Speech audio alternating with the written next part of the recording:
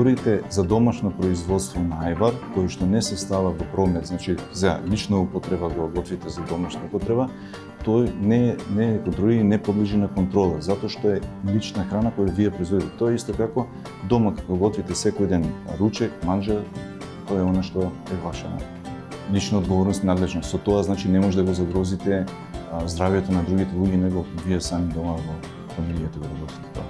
Значи не може ние да контролираме вие дома што правите. Со устав ви е загарантирано дома како се.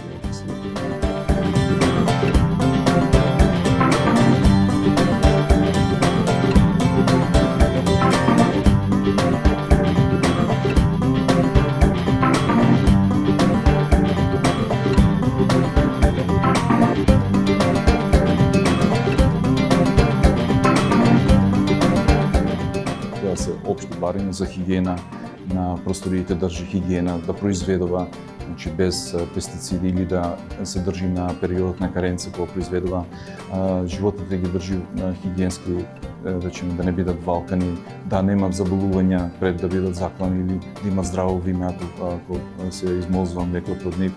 Тие се општите параметри кои секаде важат и мора да бидат.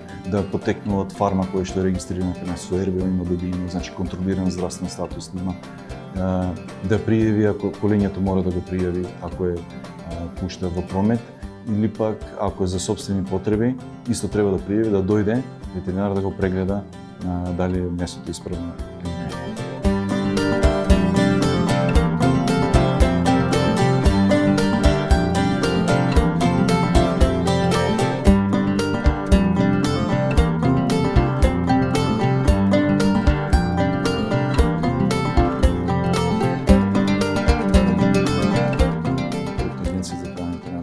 Излегува на увид комисија и утврдила дали се стандардите исполнети и после тоа аплицира до Европската комисија да тие објекти ги стави на листата за одобрение за увоз во Европска унија.